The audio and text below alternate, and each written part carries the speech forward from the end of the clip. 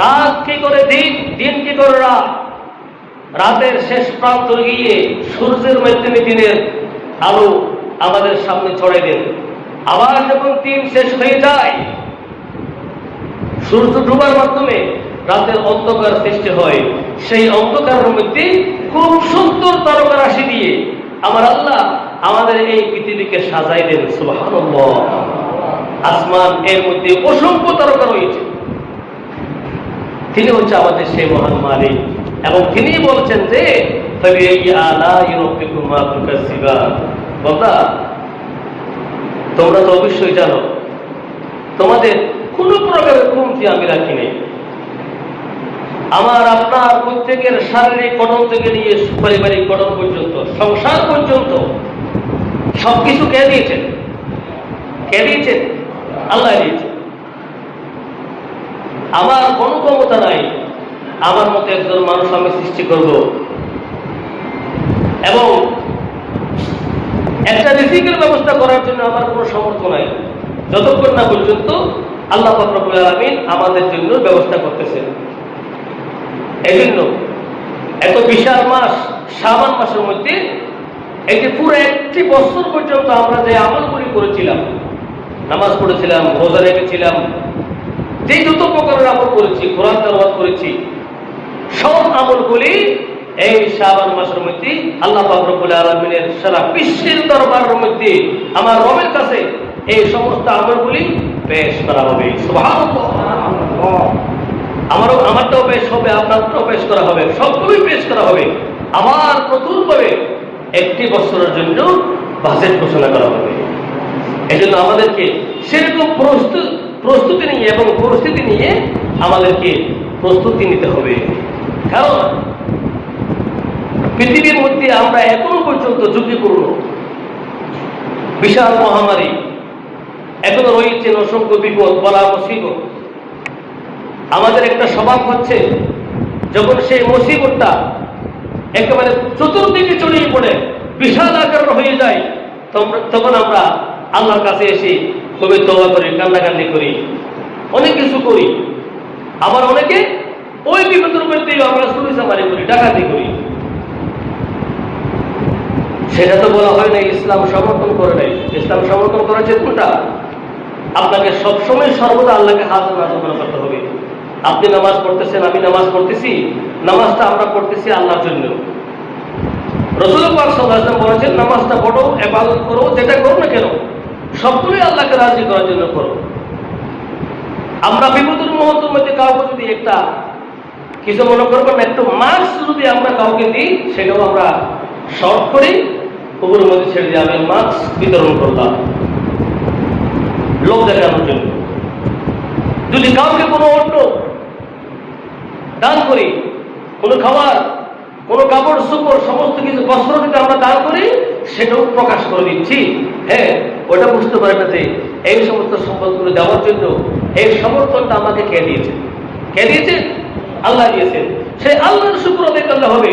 আমরা গোপনে দান করবো, আল্লাহর শুকর আদায় করবো। দেখবেন আল্লাহ আপনাকে বলা মুসিবত, বিপদ আপদ সমস্ত কিছু থেকে আল্লাহ, একমাত্র আল্লাহ আপনাকে আমাকে রক্ষা করতে পারে।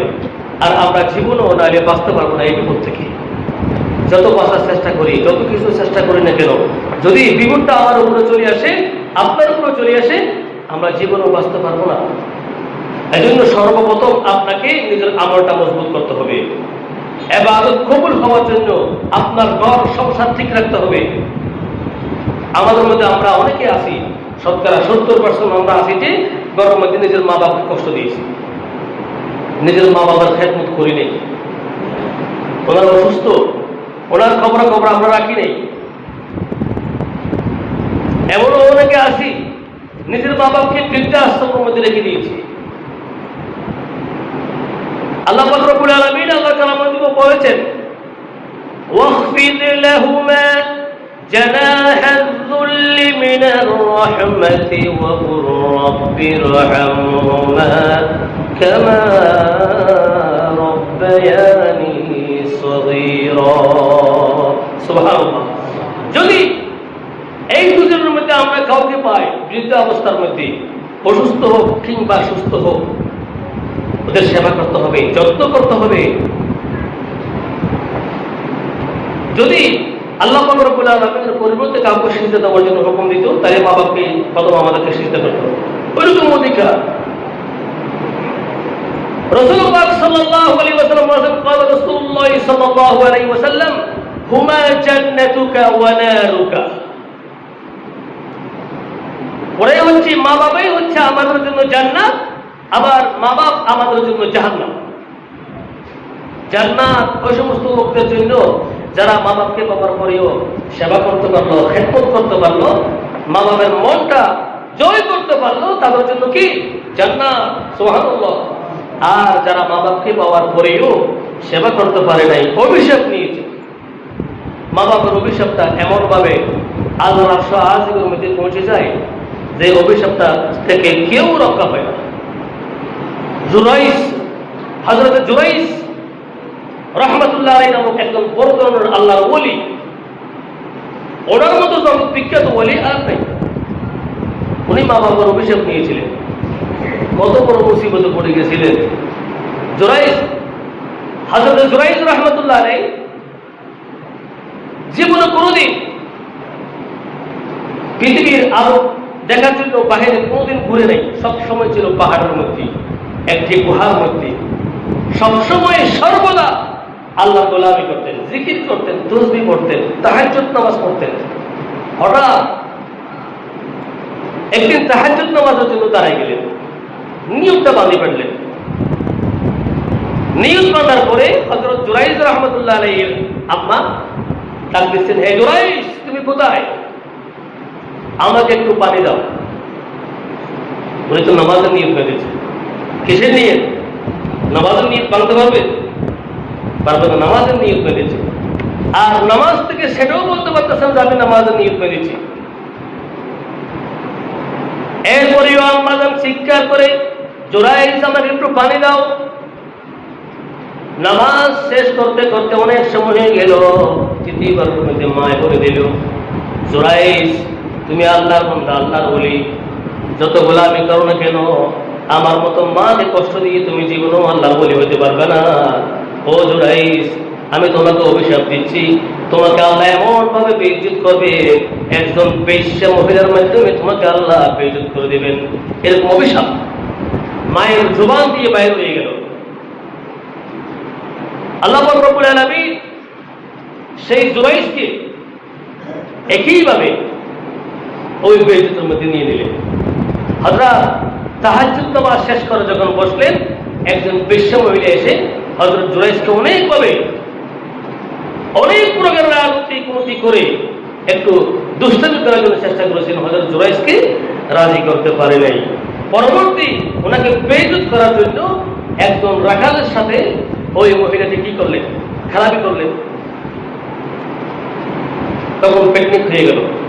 হযরত জুরাইস রাহমাতুল্লাহ আলাইহির নামে বিশাল একটা অপবাদ সৃষ্টি হয়ে গেল। এরপর সমাজের মধ্যে বিচার বসলেন। এরপর হযরত জুরাইসের মা বললেন, ও জুরাইস, আমি অজান্তে অভিশাপটা করেছিলাম। আল্লাহ পাক রব্বুল আলামিন তোমাকে এই অভিশাপ থেকে, এত বিশাল বিপদ থেকে তোমাকে রক্ষা করুক, আমি দোয়া করি। মায়ের দোয়া বিপদ আসে, আবার বিপদ থেকে উদ্ধার হয়ে যায়। সুবহানাল্লাহ। হযরত জুরাইস বললেন, বিচারের মধ্যে যখন বসলেন, জুরাইসকে বলল, ও জুরাইস, তোমার কোন সাক্ষী প্রমাণ আছে কিনা? জুরাইস বললেন, আমার কোন সাক্ষী প্রমাণ নাই, আমার মালিক একমাত্র আমার সাক্ষী, আমি এই কাজটা করি নাই, সেটা আমি নিজেই প্রমাণ, আমি আল্লাহর কসমকারী বলি আমি এটা করি নাই। এরপরেও যখন বললেন, তোমার যদি কোনো প্রকারের মনের আশা থাকে সেটা বলো, আমরা সেটা পূরণ করবো। হযরত জুরাইস বললেন, আমার কোনো আশা নাই, আমি 2 রাকাত নফল নামাজ আদায় করবো। 2 রাকাত নফল নামাজ আদায় করে আল্লাহর দরবারে হাত তুলে, হে বারে ইলাহি, আপনি তো সারা বিশ্বের মালিক, জমিনের মালিক, আমি এমন একটি জায়গার মধ্যে বসবাস করি যে জায়গার মধ্যে সর্বদা আপনার রহমত বর্ষণ হয়। সুবহানাল্লাহ। হ্যাঁ, আমি কিন্তু এই কাজটা করি নাই, আর আপনার ক্ষমতা অনেক বিশাল। এই পৃথিবীর মধ্যে, পৃথিবীর শুরুর পর থেকে এই পর্যন্ত 3টি শিশু বাচ্চা কথা বলছিল। কয়টি? কয়জন? তিনজন শিশু বাচ্চা কথা বলেছিল। একজন হযরতে ঈসা রূহুল্লাহ, ঈসা রূহুল্লাহ, আর দ্বিতীয়জন হচ্ছে হযরত ইউসুফ আলাইহিস সালামের সাক্ষী হিসেবে দ্বিতীয়জনের কথা বলেছিল। তৃতীয় নম্বরের মধ্যে হযরত জুরাইস, যেই অপরাধের কারণে যেই মেয়েটি কনসেপ্ট করেছিল, ওনার গর্ভের থেকে আওয়াজ দিয়ে বলেছিল যে আমি যেই গর্ভবতী বাচ্চাটা আছে আমি হযরত জুরাইসের বাচ্চা না, আমি ওই রাহাল ছেলের বাচ্চা। সুবহানাল্লাহ বলে দিয়েছিলেন, সবার সামনে বলে দিয়েছিলেন। হ্যাঁ, এটা কিসের কারণ? মা বাবার দোয়ার কারণ। হ্যাঁ, হযরত ঈসা রূহুল্লাহ, একজন বলেছিলেন ঈসা আলাইহিস সালাম। ঈসা আলাইহিস সালাম এর মা ছিল হযরত মরিয়ম আলাইহিস সালাম।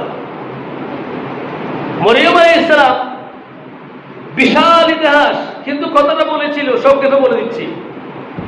মরিয়ম আলাইহিস সালাম আল্লাহর ঘরের খাদেম ছিল, আল্লাহ পাক রব্বুল আলামিনের হুকুমে নবী হয়েছিল, এবং নবীর থেকে নবী ঈসা রূহুল্লাহ হয়েছিল। হ্যাঁ, ঈসা আলাইহিস সালাম দুনিয়ার মধ্যে আসার পরে সবাই প্রশ্ন করেছিল, এ মরিয়ম, তুমি কি করেছিলে? এত বিশাল অপরাধ কেন করেছো? মরিয়ম আলাইহিস সালাম বললেন, আমাকে কোনো প্রশ্ন আপনারা করবেন না, আমি কোনো কিছু জানি না। এই দিনে এসেছে দুনিয়ার মধ্যে ছোট্ট বাচ্চা, মাত্র একদিনও হয় নাই, এখন জন্ম হয়েছে, ওনার কাছে প্রশ্ন করুন উনি কে? সবাই অবাক হয়ে যাচ্ছে, ছোট বাচ্চাটা কেমনি কথা বলবে? এরপরেও জিবরাইল আলাইহিস সালাম প্রশ্ন করলেন, নবী, হ্যাঁ বাবা তুমি কথা বলো, তুমি কেন এসেছো, কোথেকে এসেছো, কিভাবে এসেছো? আর দেরি করে নেই, قال إني عبد الله آتاني الكتاب وجعلني نبيا। সুবহানাল্লাহ, আল্লাহর কোরআন মধ্যে বলেছেন আমি একজন আল্লাহর বান্দা, আমার উপর আল্লাহ কিতাব নাযিল করেছেন, আতানিয়াল কিতাব ওয়া জাআলানি নাবিয়্যা, এবং নবী হিসেবে প্রেরণ করেছেন, ওয়া জাআলানি মুবারাকান, আমাকে আল্লাহ পাক রব্বুল আলামিন বরকত দিয়ে প্রেরণ করেছেন, আইনামা কুনতু ওয়া আওসানি বিসসালাত, নামাজ দিয়েছে, ওয়াজ যাকাত, যাকাত ফরজ করেছে। এই সমস্ত আমলগুলো দিয়ে আল্লাহ আমাকে নবী হিসেবে এই দুনিয়ার মধ্যে প্রেরণ করে দিলেন। সুবহানাল্লাহ। ঈসা আলাইহিস সালাম আবার আসবে না? ঈসা আলাইহিস সালাম আসবে না আবার? সবাই জানেন তো ইতিহাসটা। আবার আসবে, এই জমিনের মধ্যে ইসলাম প্রতিষ্ঠা করবে, কায়েম করবে। আমার মনে হয় আসার সময় একেবারে কাছে এসে গেছে। ঈসা আলাইহিস সালাম আবার আসবে। এর পরবর্তী বললেন সবাই এটা ঈসা আলাইহিস সালামের জবান দিয়ে কোরআন তেলাওয়াত, এই সমস্ত দাওয়াত, এগুলো শুনে বিশ্বাস করলেন, ঠিক আছে আপনি নবী হিসেবে এসেছেন, আমরা সবাই বিশ্বাস করেছি। সুবহানাল্লাহ, সুবহানাল্লাহ। আর কাফেররা বলেছিল মসিহ ইবনুল্লাহ, ঈসা তো আল্লাহর ছেলে, নাউযুবিল্লাহ বলবেন না?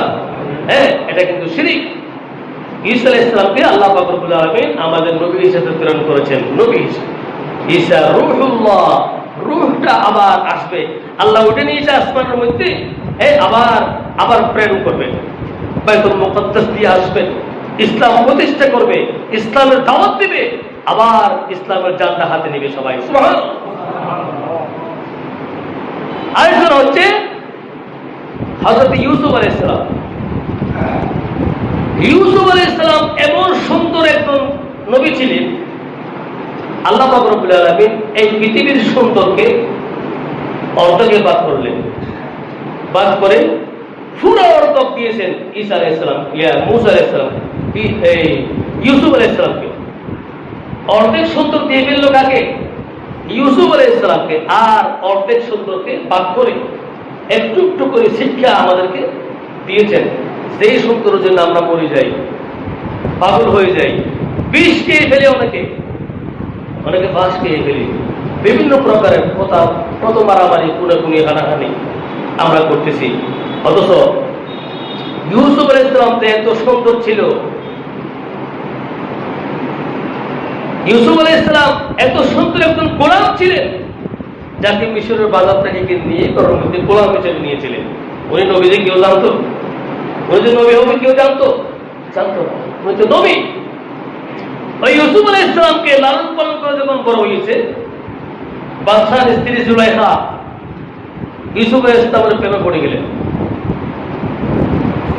অনেক প্রকারের চেষ্টা করার পরেও ইউসুফ আলাইহিস সালামকে কি করতে পারে নাই, উনি তো নবী।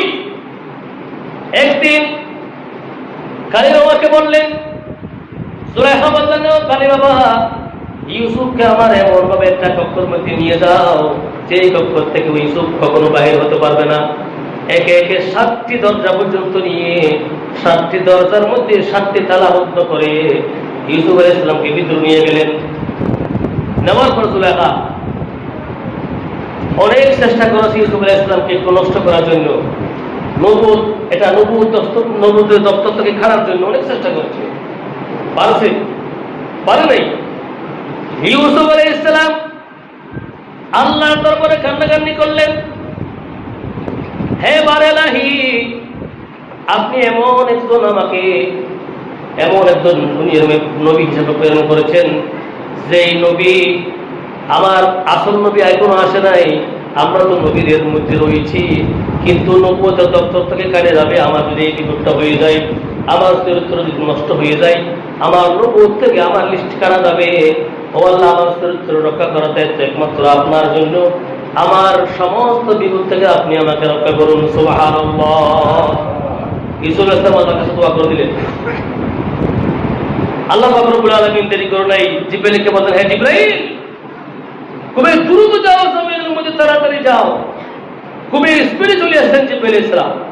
জিবরাইল আলাইহিস সালাম বললেন, এই আসমান থেকে জমিনের মধ্যে দ্রুত আসছে এই পৃথিবীর মধ্যে 2 বার। কয়বার আসছেন? 2 বার। একবার ইউসুফ আলাইহিস সালামকে বাঁচানোর জন্য শয়তানের হাত থেকে, আরেকবার আসছিল হযরতে ইসমাঈল আলাইহিস সালাম এর কুরবানি দেওয়ার জন্য। সুবহানাল্লাহ, সুবহানাল্লাহ। ইব্রাহিম আলাইহিস সালাম যখন কুরবানি দিয়েছিল, ওই কুরবানির সময় জান্নাত থেকে, বেহেশত থেকে যে উটটা নিয়ে এসেছিল, ওই তখন এসেছিল 2 বার দ্রুত বাতাসের গতিতে এই জমিনের মধ্যে এসেছিল জিবরাইল আলাইহিস সালাম। আসার পর জিবরাইল আলাইহিস সালাম বললেন, হে ইউসুফ, আল্লাহ পাক রব্বুল আলামিন আমাকে পাঠিয়েছেন এই দুনিয়ার মধ্যে, তুমি সামনের দিকে যেতে থাকো, যেই দরজাগুলো তালাবদ্ধ আছে ওই দরজার দিকে যাও। আল্লাহ পাক রব্বুল আলামিন অটোমেটিক তোমাকে ওই তালাগুলো খোলার ব্যবস্থা করে দিবেন। সুবহানাল্লাহ। এইভাবে যাইতে যাইতে 6টি দরজার তালা খুলে গেল। 7ম নম্বর দরজার মধ্যে যাওয়ার পর ওই তালাটা আর খুলে না।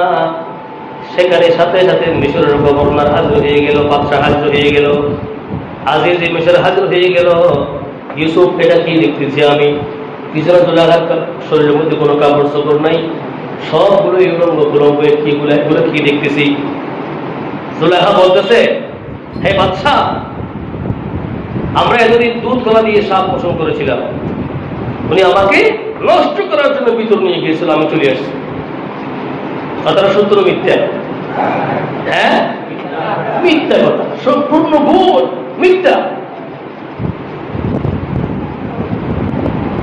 বাদশা বললেন, জুলাইখা, তোমার কোনো প্রমাণ, কোনো ডকুমেন্ট, কোনো সাক্ষ্য আছে?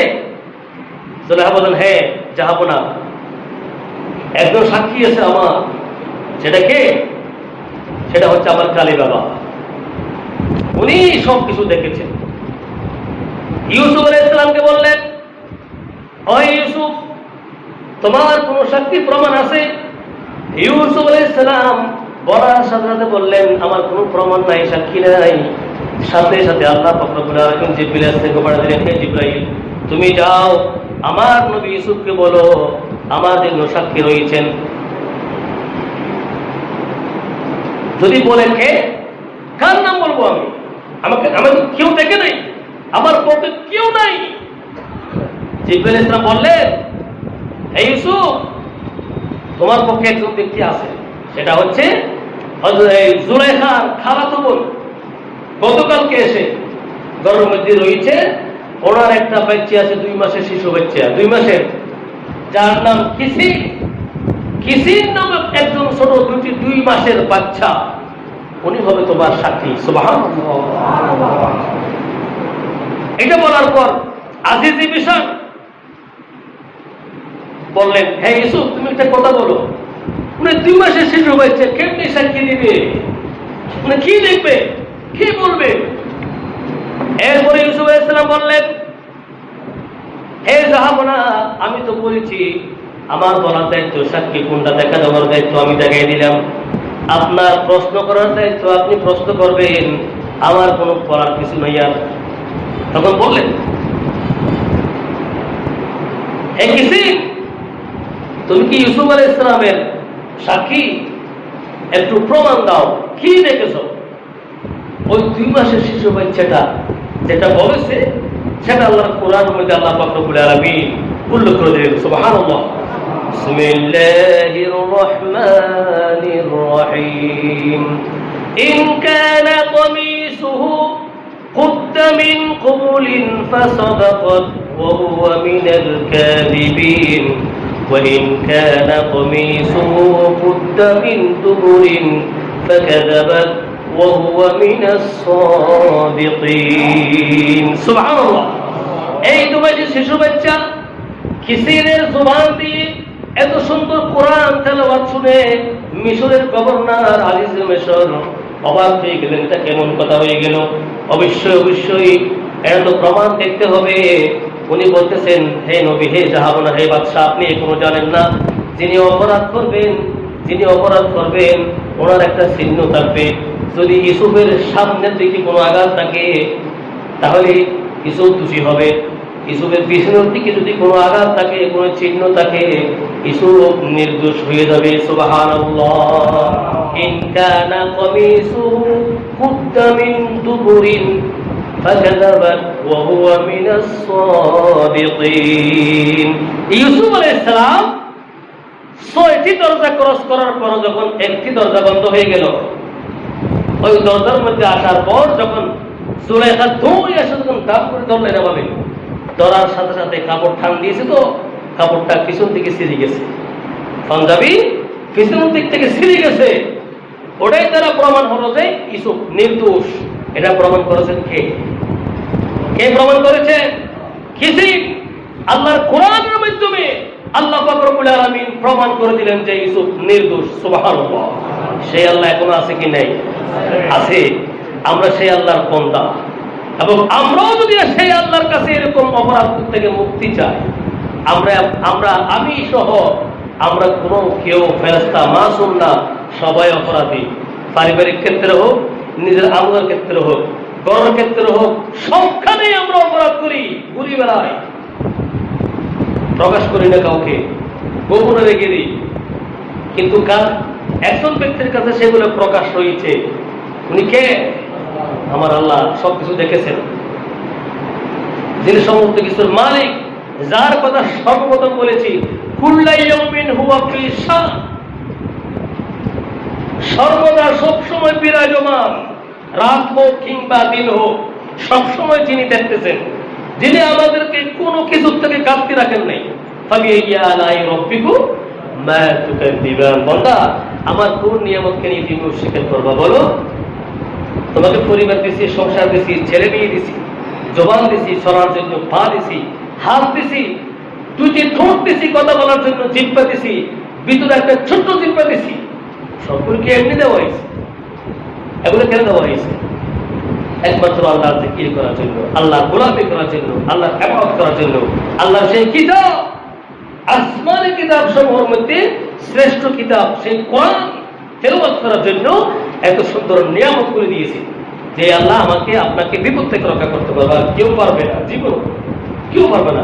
আর যার দোয়া সর্বদা সবসময় লাগবে, প্রয়োজন, উনি আমাদের সকলের জন্মদাতা পিতা এবং মা।